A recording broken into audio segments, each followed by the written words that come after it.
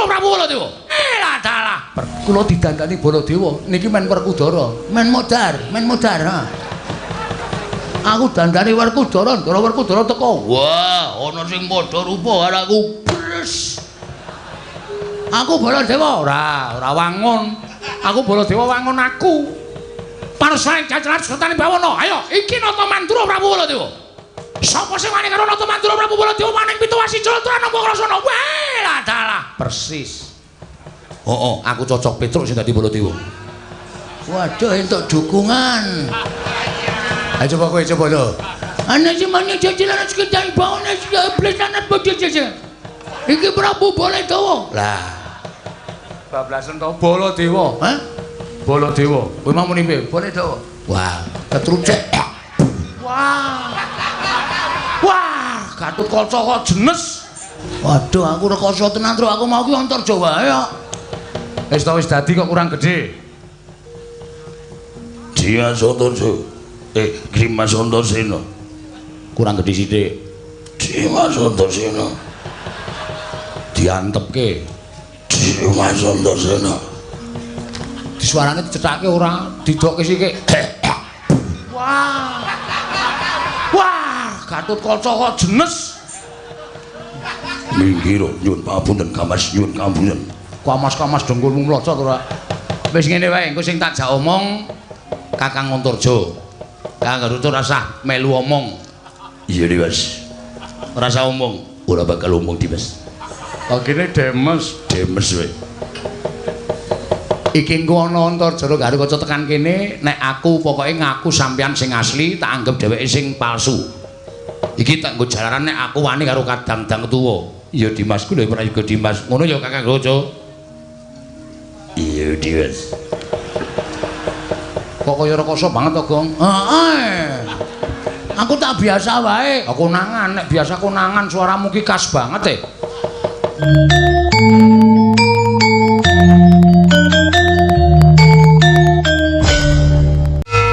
Iki kok ora mangkat ki piye?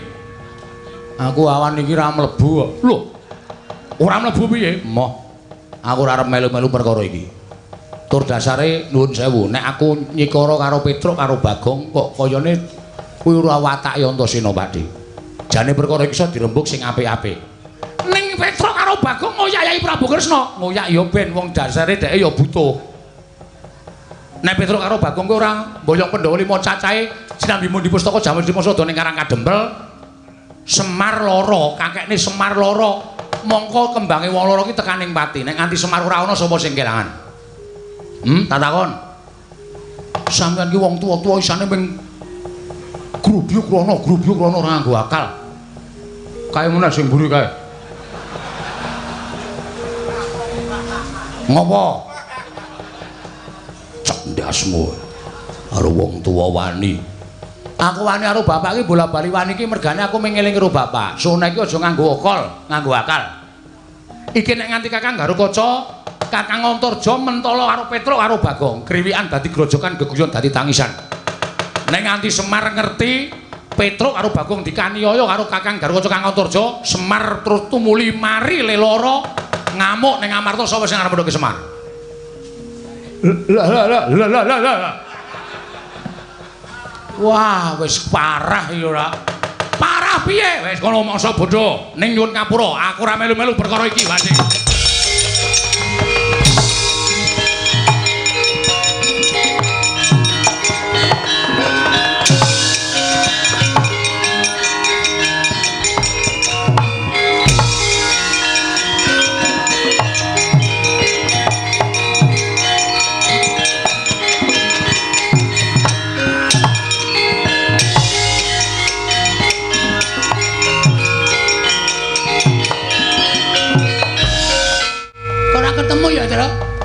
Aku dhewe ya bingung lho, aku dadak mampir ndelok limbukan barang.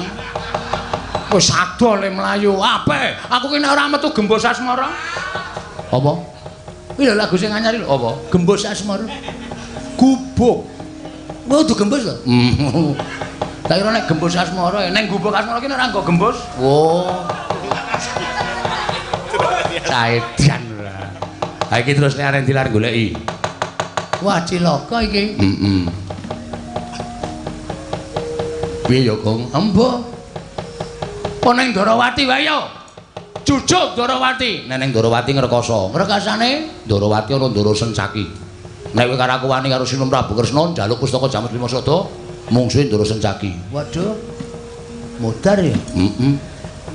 Mulih wae po. Weh, mulih kok nek ade omong bapak. Pak Pandhawa karo pustaka Jamus Lima Sada ora rawuh ning Karang Kadempel, terus mripate putih kabeh piye? Sentik ngono. War nutupi nyawane bapak apa? Wah kok sarwaripun ya Gong. Wah, jan wis. Kok dadi kaya ngene ya kahanan uripe bapak ya, Tru? Aku ora ngerti. Piye iki ya? Wis dipikir alon-alon butuhe mengko piye carane supaya bapak ya ayem. Pustaka Jamus Lima Sada ya iso tekan Karang Kadempel, Pandhawa 5 ya iso tekan Karang Kadempel. Pandhawa 5 ora jangkep, Ndara Sedewa lunga, ditundung Ndara Werkudara. Piye ya? Apa kowe dandan cara Ndara Sedewa? Waduh. Suaraku ora iso cilik. Mun nek bapak-bapak iki awas lho, Tru, nek nganti ngerti sedewane kok cangkeme kekamban. Ngono piye yo. Ora ngrekasa to? Wah, jana angel ya, Gong. Angel iki repot awake dhewe. Ha iya.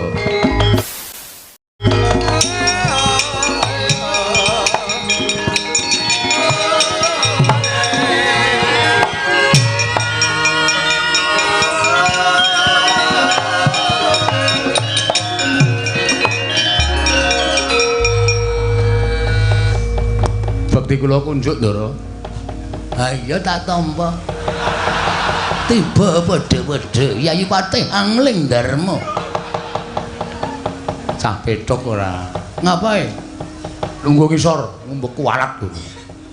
Ada siapa? Mengo. Wih. Bose. Ngapa ya, Tru? Ah mestine dikongkon Ndara Werkudara. Antasena, Petruk karo Bagong keplak ana ning dalan. Wani nusul arep ngoyak sinuwun Prabu Ndarawati. Waduh. Nek liyane iki aku rada wani. Nek iki mantan gentho iki ha ya. Merkoso awake dhewe. Slamet to, Gong. Pangestune Ndara Antasena wilujeng. Petruk slamet. Pangestunipun Ndara Antasena wilujeng, Den. Enten apa? Aja duwe panyokra bawa sing elek karo aku ya, Tru.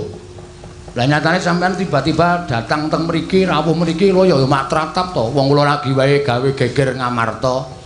Dikongkon keng bapak, heeh. Dikongkon Ndara Werkudara. Maune iya. Terus sampean sagu. Mah modar aku, Tru. Niki mawon, niki sing dipateni pertama. Ampun dipateni Ndara nembe nggih sinau. Kuwi kuno banget lho Gong kuwi iki. Kadang kala ya masuk wong aja sok mbuang sing kuno-kuno. Ya. Kowe tak kandhani aku tekan kene iki arep jarwani karo kowe, ngabari karo kowe. Nggih. Kowe digoleki Kakang Raja karo Kakang Antarja. Waduh. Kakang Raja Kakang Antarja dikongkon bapak kon goleki kowe, dikongkon karo Siwa Mandura kon goleki kowe. Gatotkaca Antarja, Petruk Bagong golek ana. Yen ketok mlayu ngoyak karo adhiku Yayi Kresna, Petruk karo Bagong Jatasana. Sing muni ngonten Siwa Mandura. Klebu sampean. Iki mesti sing pertama ngantil iki, Tru. Sik to sabar to. Awak kowe ngarep, Tru? Iya. Dadi nek kena kowe sike ora. Mula aku tekan kene iki aku arep ngabari karo kowe mergo aku isih tresna karo kowe, Tru. Nggih, aku ngerti perkarane saka bapak. Tak pitung-pitung nek aku ngewangi karo Siwa Mandura aku ki dadi wong sing luput. Oh. Ah terus ngene wae. Kowe nek perang karo Kakang Raja wani ra?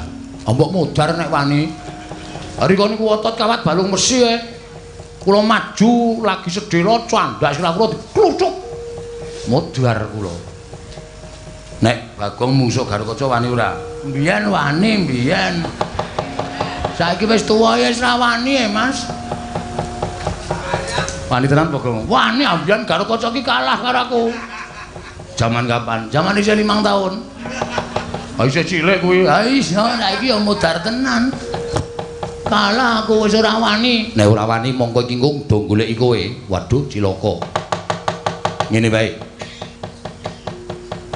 Aku tak ngadeg nang kene, engko nek Kakang Garukaca Kakang Antarja tekan kene men bingung.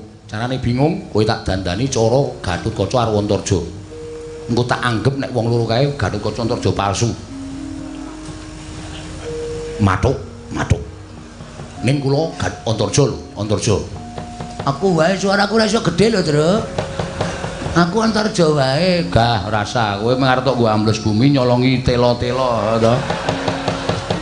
Sing wingi urung entek kok saiki arep nyolong meneh. Aku Gatotkaca. Wis yo. Iso napa, Den? Lho, ora iso sebab apa? Nek ora iso trimo ora urip aku nek ming malik kowe kaya Kakang Gatotkaca Kakang Antarja. Oh, nggih. Do ngampet tambegan.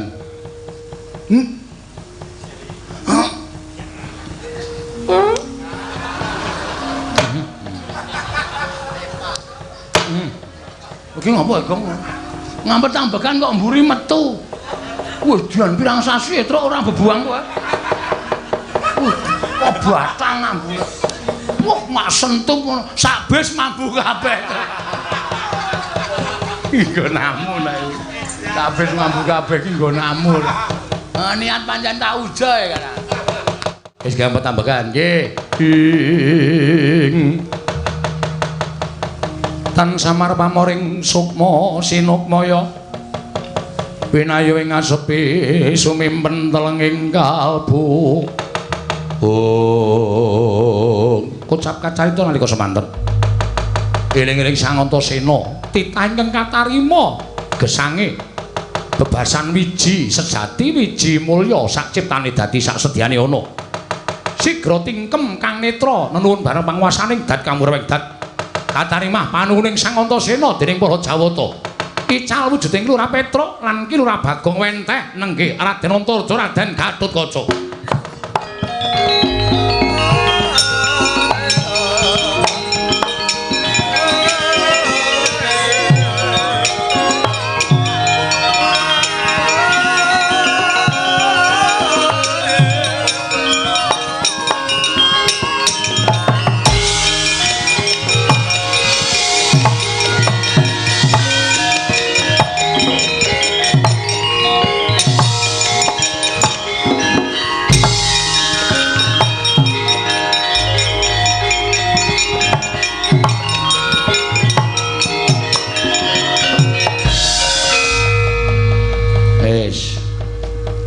Mpun apa? Wis.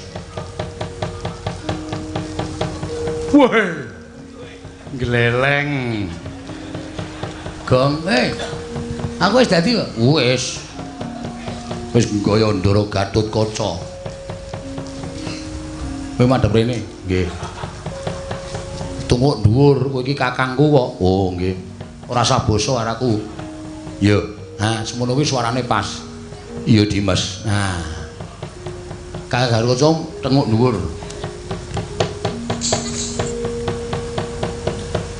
Kakang Gatotkaca.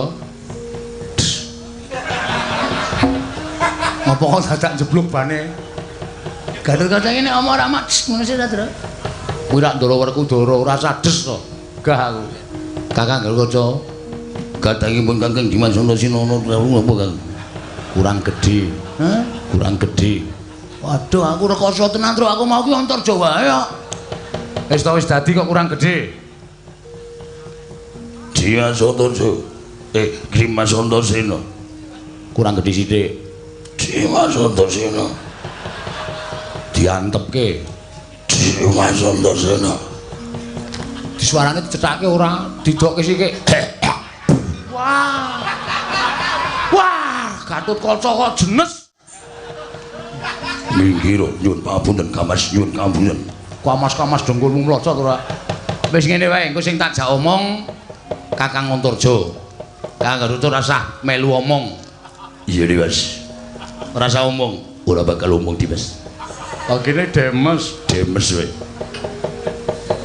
Iki engko ana Antarja karo Gatotkaca tekan kene, nek aku pokoke ngaku sampeyan sing asli, tak anggap dheweke sing palsu. Iki tak nggo jalaran nek aku wani karo kadang-dang tuwa. Iya Dimas, ku lho prayoga Dimas. Ngono ya Kakang Gatotkaca. Iya Dimas. Kok kaya rekoso banget to, Gong? Heeh. Aku tak biasa wae. Konangan, nek biasa konangan suaramu ki khas banget Ya, until bayarmu. Gulu. Aku seneng bayar. Mulane kok do rekoso uripe atau untar-untir wae. Sing lemu kok ming kowe tok liyane do kuru-kuru. Wis dinteni kene, engko nek do tekan kirak do kaget kabeh. Iya, Dimas.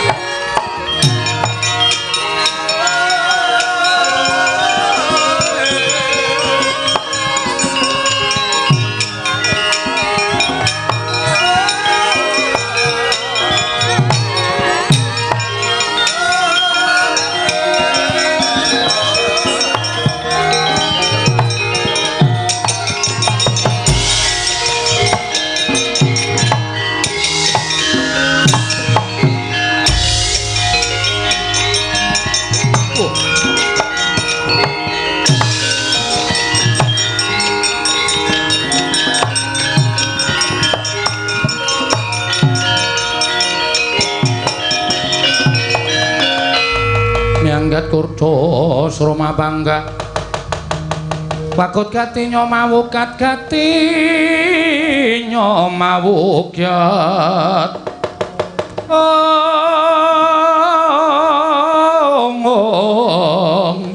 ira wang-wang ong gugu karepe dhewe Dimas Antasena karepe si Adipi lha kok dadi kaya ngene kahanane Dimas iki piye lha kok dadi kaya ngene kahanane kok sik aku wit mau iki ora tau pisah karo Kakang Antarja Kakang Garuda kowe ditimbali karo bapak dikongkon karo Siwa Mandura aku ora tau pisah lha kok dadi iki eneng Gatotkaca Dimas iki sapa lha kok wani membo rupa lawan pun Kakang iki sapa Dimas wis rasa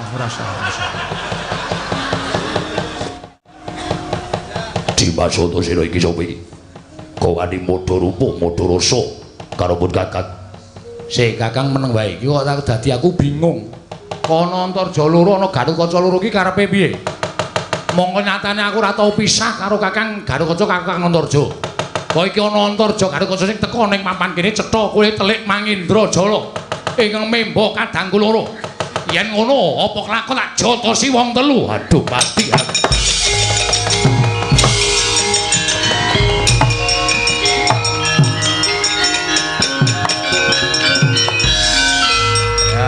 Gampang to. Ula kok ming gampang banget Dimas. Kampusi wong loro kae iki gampang kae iki cah digdaya ning nuwun sewu kurang pergaulan.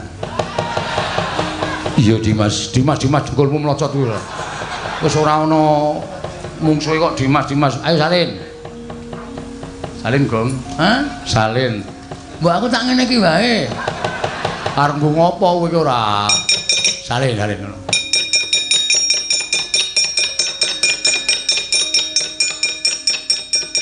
Wah, ora nggo gamelan barang ki piye iki?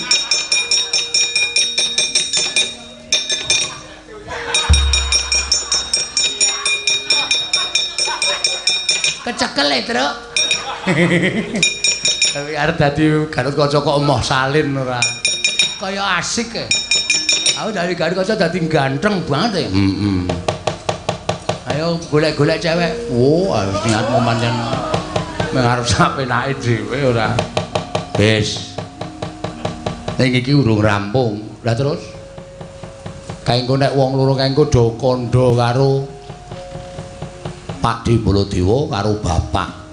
Kula didandani Baladewa niki men Werkudara, men modar ha. Aku dandani Werkudara, Ndara Werkudara teko. Wah, ana sing padha rupa karo aku. Bres. Aku Baladewa ora wangun. Aku Baladewa wangun aku. Parsaing cacaran sertane bawana. Ayo, iki Nata Mandura Prabu Baladewa. Sapa sing wani karo Nata Mandura Prabu Baladewa maning Pitawasi Jalaturana nampa krasana. Weh, dalah. Persis. Oh, aku cocok Petruk sing dadi Baladewa. Waduh, entuk dukungan. Ayo coba kowe coba lho. Ana semane jajalan sekedar bawana blesanan bodhe-bodhe. Iki Prabu Baladewa. Lah. Bablasan to Baladewa, ha? Baladewa. Kowe mau muni piye? Baladewa. Wah, ketrucut kuwi. Baladewa wani Pitawasi Jalaturana. Ora iso, aku sing dadi Baladewa. Kula Baladewa nggih. Yo. Bagong bapak. Berarti aku nek dadi Werkudara nek nyeluk sampean Antasena. Heeh. Ya pokoke dadi bapakku sementara. Siap. Ning yo ngenteni dhisik, engko nek kaene ora do lapor kowe tiwas tak dandani dak malah gleleng. Dinteni dhisik.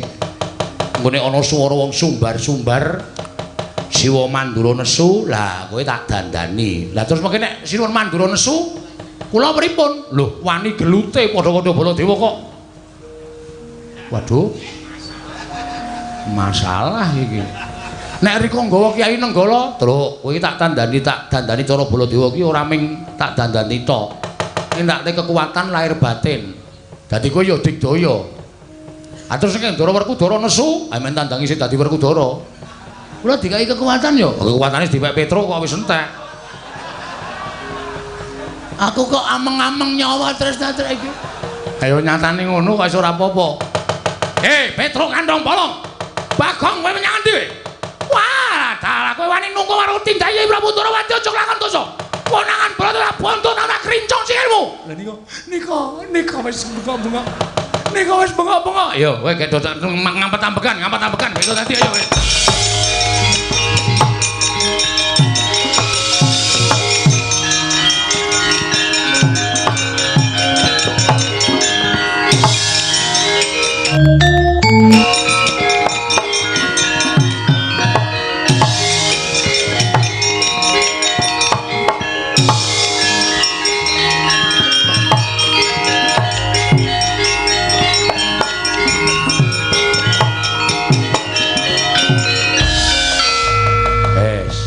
Ning iki aku ora melu-melu lho, Tru.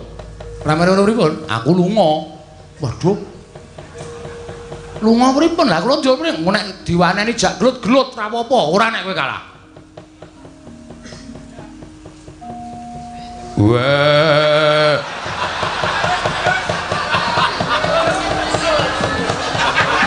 Ketoke Werkudarane ra dadi niki ketoke. Ora jajari lah. Aku ki wis kaya dadi kaya ngene iki ngrekoso asem. Ya wis kurang gedhe kok. Wah. Sing jeneng kurang gedhe iki suarane kurang gedhe. Ayo coba ngampet ambegan swara weteng.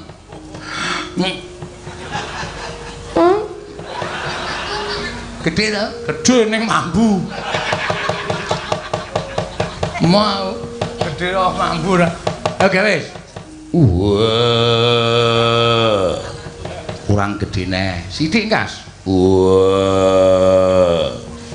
Gedhe ki sithik. Cengele rada didingloke cengele. Wah. Wis kurang sithik neh wangun, Wah. Baladewa kakangku.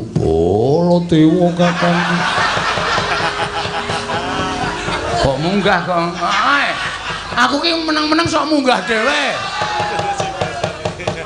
Nek kon munggah mah ora gelem munggah, nek dinengke mah munggah dhewe. Mbok aku ki wis ora normal paling ya, Tru. Wis kono nduk rembugan. Awara mlebu bumi. Iki diloske lho sakjane iki. Heeh, wah, Antasena ora tanggung jawab iki. Ya ora apa-apa, diniati wae le. Oh iya. Kadangipun Kakang Yayi Werkudara.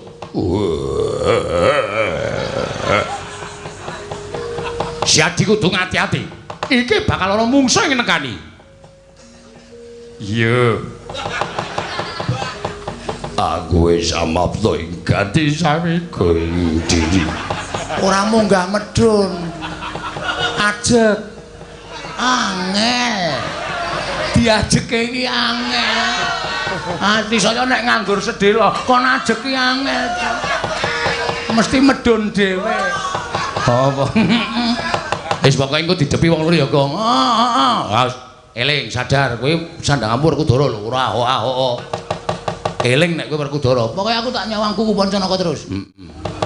Aku sadar nek aku Werkudara. Iya. Nek wonge tekan kene nek perlu rasah omong. Weh, artine darani wayang mati. Ya omong ngono tenan. Artis model apa enggak bicara? Oh iya. Ya wis ngono. Ponokawan. Kowe padha menyang endi kowe? Kecandala bontot ora krincong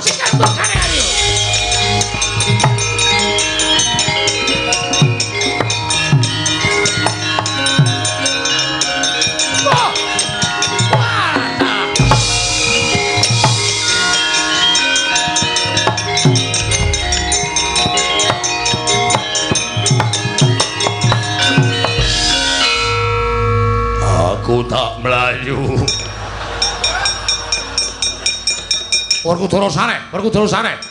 Wah, setan. Ana sing padha rupa karo aku. Njaluk tak untapke nyawane. Iki sapa iki? Iki sapa? Lah kok sak kepenyake dhewe. Ayo lungguh.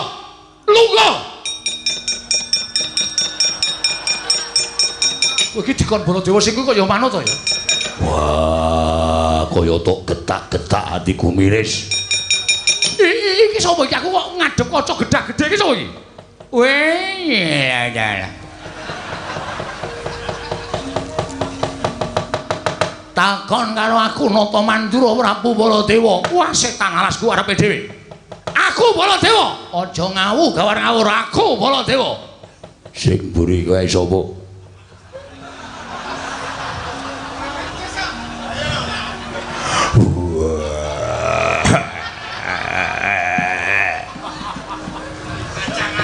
Satriya ing Jodi mati. Raden Werkudara, cangkemmu gendi. Aku Werkudara, ya wis aku Bratasena.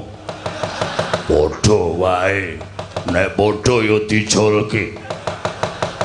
Wis candak iki. Wis kecekel Werkudara. Iki sing nang arep iki iblise Petruk iki. Weh, waton bener nek mbedhek. Lah kok tadi iso dadi Baladewa karepe piye? Kok iso dadi Baladewa karepe piye? Soke sandangan sewan Baladewa. Ayo, iki Nata Mandura Prabu Baladewa.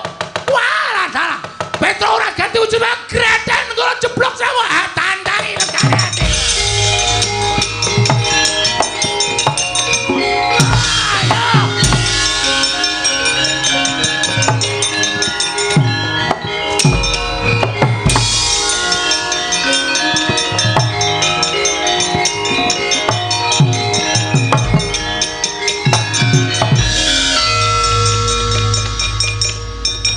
Werkudara irunge nganti mencong.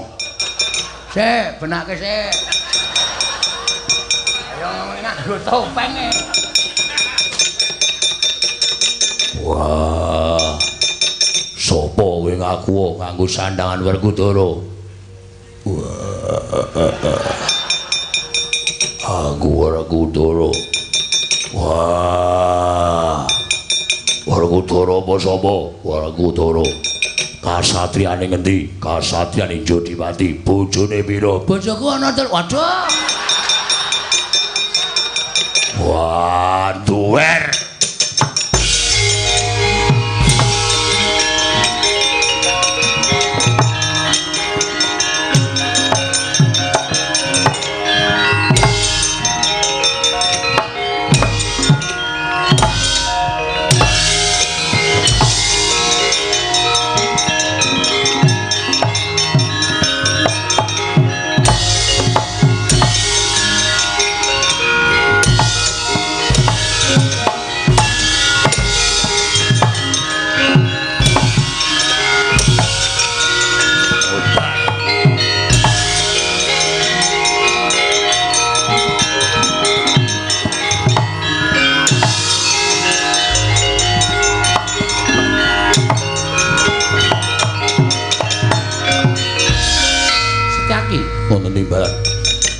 Barang pun Kakang Prapta ning negara Ngamarta lah kok dadi suwung ora ana wong. Nggih. Ning metu saka Ngamarta tampel wates negara, bleduk mangampak-ampak lebur kasaput ing angin tak kira kerai banteng karo macan. Nggih.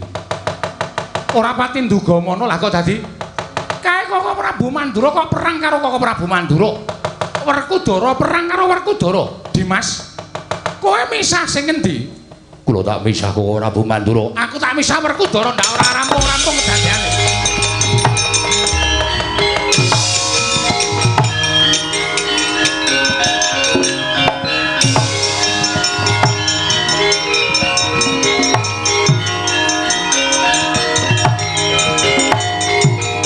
Ayo aku. Aku yo. Iya, aku. Koko Prabu. Koko Prabu. Waduh sarep. Koko Prabu.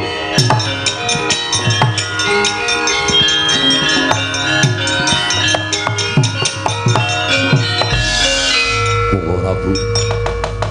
Sepinten kalepatanipun ingkang rayi Tadah Wadana. Kula aturi sareh kok ora Bu. Sareh-sareh piye? Ora trima aku ngatasi nata mantra Prabu Baladir kembali karo menungso jajalanan. Setyaki, kadangipun Kakang Dimas Setyaki. Kok ora Bu? Kula kok ngantos bingung menika ingkang pundi? Mas Padano Setyaki. Mas Padano. Pun Kakang kuwi duwe ciri gethek andeng-andeng ning dhuwur mripat. Iki Baladewa sing asli. Andeng-andeng dhuwur mripat culekan mitane kuwi. Iki Baladewa sing tenan. Aja ngawur aku Baladewa. Aku Pak, mati nek. Sabar, sabar. Mboten sami sabar jotosi kabeh. Sabar. Kok ora Bu? Piye? Kula ngantos bingung menika ingkang pundi. Aku Narendra Mandura, pun Kakang ing sejati. Setyaki aja percaya. Aja percaya. Pun Kakang ing sejati pun Kakang kedunungan Kiai Nenggala, Kiai Alugara. Aku sing duwe, aku sing duwe. Sameneika ngaten mawon, sameneika ngaten. Ingkang kagungan pusaka Nenggala dipun dalaken. Dipun dalaken. Ora percaya karo pun Kakang. Iki Kiai Nenggala. Mapane ning ebek-ebek. Kok ora Baladir ngedalaken Kiai Nenggala. Weh, salah ngece aku. Iki Kiai Nenggala.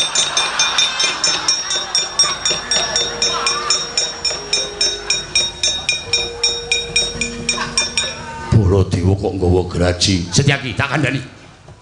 Iki golek-golek gawelane sang aliran jama-jama. Mula pun Kakang buka pemotongan kayu jati. Sik jane kowe iki sapa? Baladewa. Baladewa kok tak jotos. Baladewa. Baladewa kok tak jotos. Pun Kakang ki Ratu Mandura. Pun sameneika ngateni mawon. Kok Prabu Ndrawati lenggah wonten mriku. Sami nyuwun pambiyanipun Koko Prabu Ndrawati supados saged nengahi perkawis menika. Ya, lho, Yai Kresna malah ning kono. Inggih. Waduh, Yai kadhaipun Kakang. Wajan.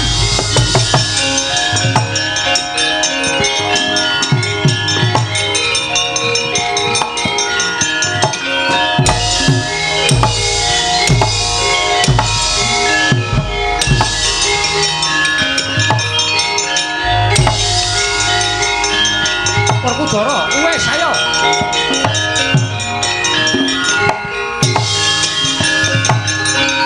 Dimas.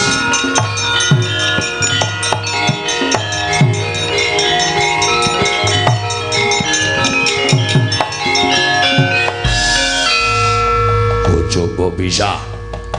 Wah, itek-iteke men modar sisan. Coba bisa Kresna. Ben aku ben modar. Wong kalah kok ngleleng. Wah, jeliteng dengkulmu atos. Kowe kok galak karo aku Kresna. Aku adimu Jodipati. Iya, aku ngerti nek kowe iki adiku lanang aku ngerti. Lah rak ngono. Werkudara kok larak ngono iki cara ngendi to? Dara? Nggih. Sabar ya Yayi. Wah. Gaisen karo kere.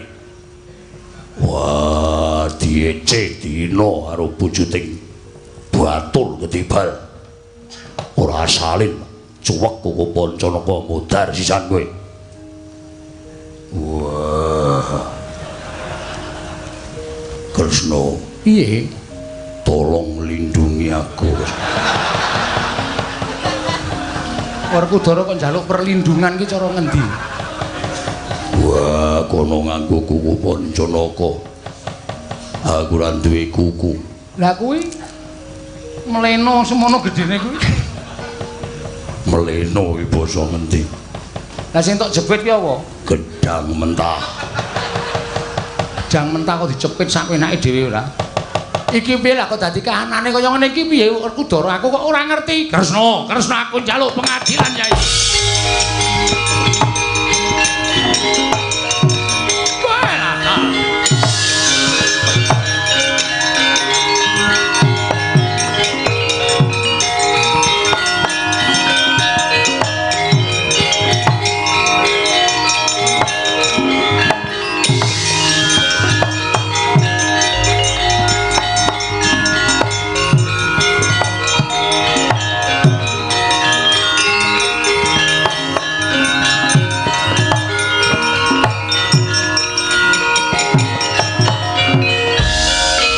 Kresna sinayeng manglung mintonaken Dewi Kramanira kang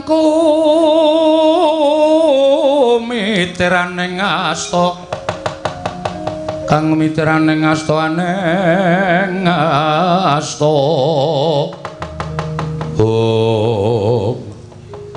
Koko Prabu ya Werkudara iya aku wis ngerti ora usah dadak mbok dunung-dunungke lelakon iki Gusti Kresna iki aku Kresna inggih Koko Prabu Baladewa kula ngertos panjenengan iki kula kanggep Koko Prabu kula Koko Prabu kula anggap tiyang sepuh kula Kresna Jata banjindi banjiladan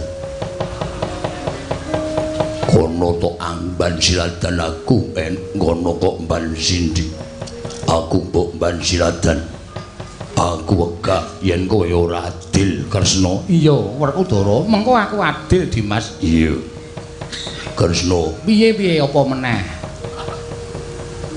aku titip salam dinggo Arimbi wah wis to kowe iki marai nesu kok ya aku kangen karo Arimbi wis satok lakone satok ladeni sapa ae iki Bagong wasu ngandel ora Werkudara nesu tenan lho nek iki nek muni ngono kuwi Werkudara aja tok bebeda ya wis ora aja ngono nek ora entuk Arimbi yo ora ngayu nek krungu dadi geger lho Gong ameng sembrono wah kapok ora kowe ketrujut to ayo ganti ora ganti senjata cakra mati kabeh nggih ngareng gleleng sedelo kok ora entuk ait ganti Gong ayo oh piye asline wis ngerti kok aku kae sing mburi ae ganti ora ganti apa bandemi watu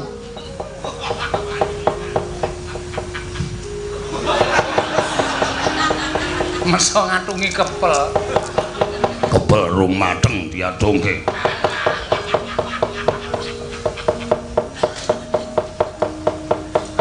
lho piye to kuwi wah sak kleru le salen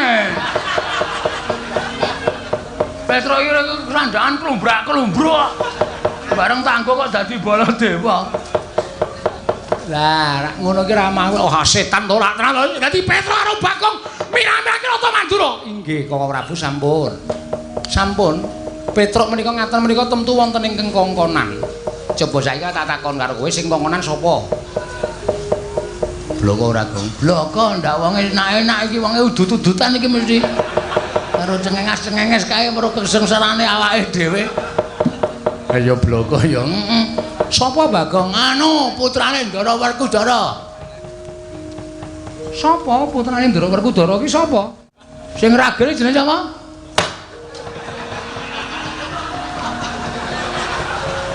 ana sing bandem ya Tru ampuh putrane Ndara Werkudara sapa kalah mau ki sapa ta Tru aku ki le goblok ki le eling-eling ki lho ora jenenge ora